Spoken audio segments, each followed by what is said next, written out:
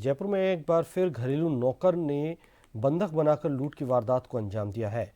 घटना जेलन मार्ग स्थित देवी नगर के AB 61 की है, जहां कोठारी निवास में रहने वाली बुजुर्ग महिला मंजू कोठारी ने कुछ दिन पहले ही सावित्री नाम की एक नेपाली महिला को घरेलू कामकाज के लिए रखा था। घर में बुजुर्ग महिला के साथ एक घरेलू कामकाज करने वाले नौकर दंपत्ति मौजूद थे।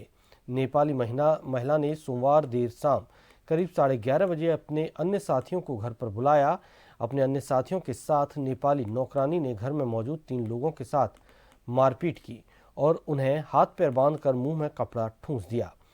करीब 3 घंटे तक नेपाली नौकरानी और उसके साथियों ने घर में रखी अलमारियों को खंगाला और घर में रखी करीब 7 लाख रुपए की नकदी और लाखों रुपए की ज्वेलरी लेकर फरार हो गए। सुबह जब रोजाना की तरह ड्राइवर घर पहुंचा तो घटना की जानकारी लगी।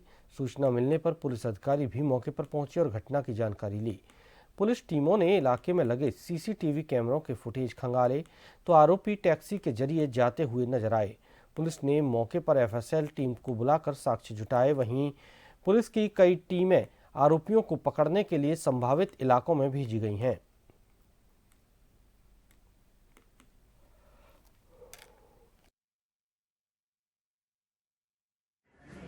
घटना तो वो उनको सर्वेंट को बांध गए और कोई एक सर्वेंट ने गेट खोल के कोई जने आए और बांध के सब वो सामान ले गए। अब वो तो उनको जब होश आएगा तब पता चलेगा। कौन था वारदात करने वाला, कौन बता रहे? वो सर नौकरानी थी। कब रखी थी? अभी 10-12 दिन पहले ही रखी थी उसे। कहाँ की? नेपाल की। हाँ। तो और भी कोई बाहर से आए या वही लेकर के गई है? अब ये तो 3-4 जने रात में आए, बताए गेट खोल के। ये बुजुर्ग महिला है 75 वर्ष की, जो ये अकेली रहती है। 2 नौकर इनके पहले थे और तीसरी नौकरानी नेपाली एक अभी इन्होंने 7 तारीख को रखी। उसका कोई ID वगैरह ली नहीं, कोई रेफरेंस भी नहीं लिया। उस नेपाली महिला ने 2 और साथी रात को बुलाए और गेट खोल के इनके हाथ पाँव बांध दिए और बाकी का सामान सारा बैग में भर के और निकल गए। कितना सामान, कितना कैश, वो अभी रिपोर्ट आ रही है, घर वाले देखेंगे कि उनका क्या क्या दिया है, वो चेक करके होता है। जिस वक्त सर घटनाक्रम हुआ उस वक्त कौन कौन मौजूद था? और उनके 2 नौकर मौजूद थे और एक महिला थी, एक लड़का है और एक बुजुर्ग महिला थे। 3 लोग थे घर में। चौथी वो नौकरानी थी जो लुटेरी थी। और ज़्यादा जानकारी के लिए संवाददाता विवेक हमारे साथ फोन लाइन पर जुड़े हुए हैं।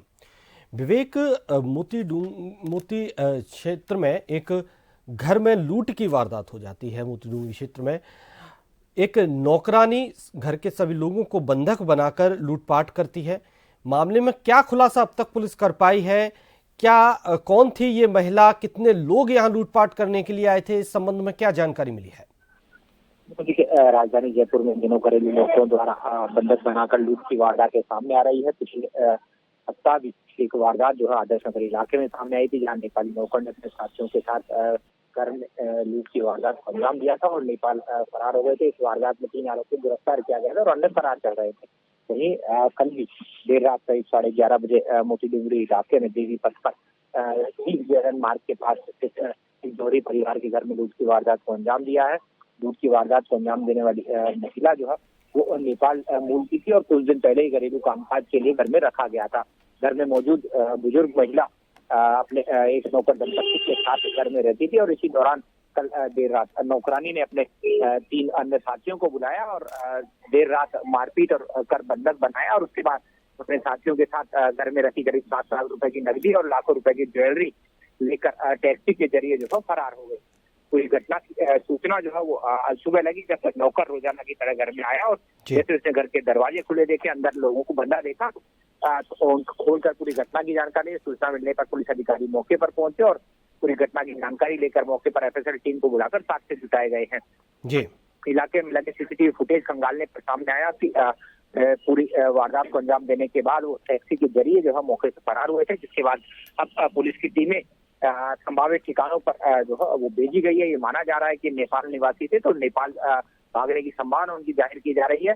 तो पुलिस टीमें जो है जयपुर के ट्रांसपोर्ट नगर बस स्टैंड के अलावा दिल्ली और नेपाल बॉर्डर पर भी भेजी गई है, क्योंकि पहले से आदर्श नगर इलाके में लूट को वारदात के अंजाम देने वाले 3 आरोपी जो है वो अपनी पुलिस की गिरफ्त से दूर है। तो ऐसे में संभावित ठिकानों में उनकी तलाश की जा रही है।